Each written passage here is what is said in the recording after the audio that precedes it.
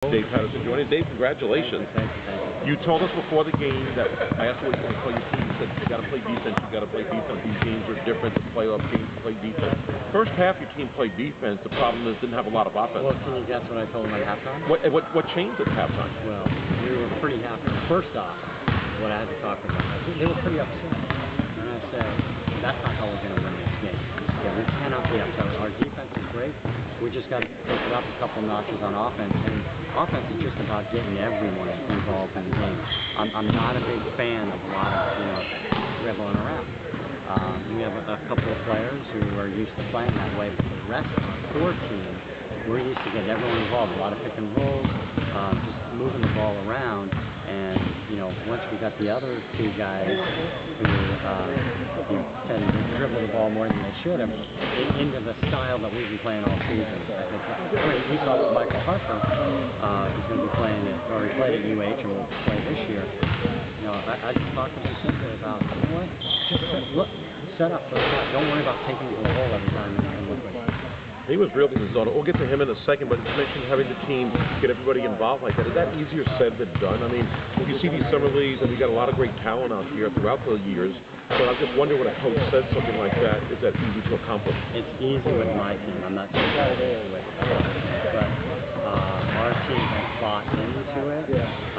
They've seen how we've had success playing that way. And even the guys on the bench, there was at one point where, and everyone wants to play in Premier League, and I'm one of those who tries to get in the game. I was lucky in the beginning of the season, we were winning by 25 a game, and we were able to do that.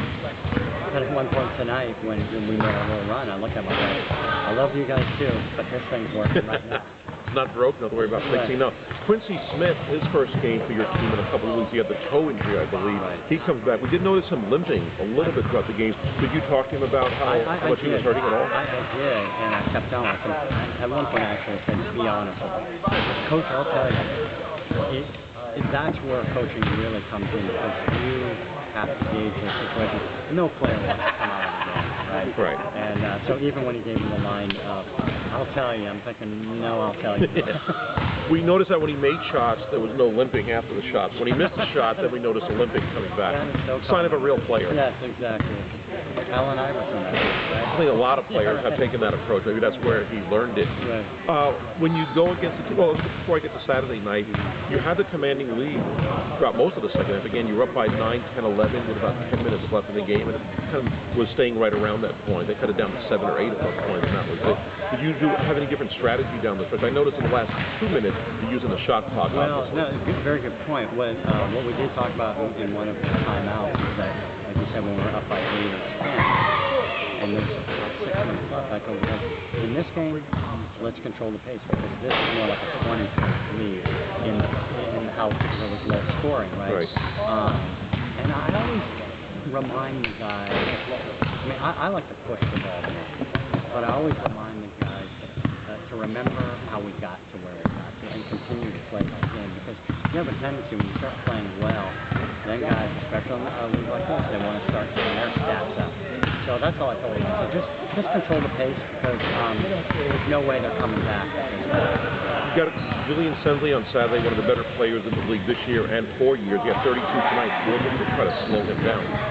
Well, what I've noticed as I've watched him play over the years, he hangs out around the court a lot. He used to have a little bit more of an inside game, so I think we just have to concentrate on shutting out his outside game. The first time we played the team, we beat him pretty easily, and Julian wasn't hitting. And then in the second game, I believe he wasn't even there, and we got beat by them.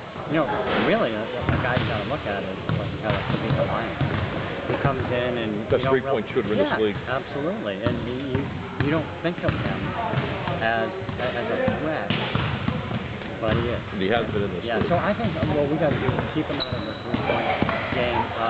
The number one thing that I keep harping on is boxing out. You don't see that much in this league, because everyone wants to out-jump each other, right?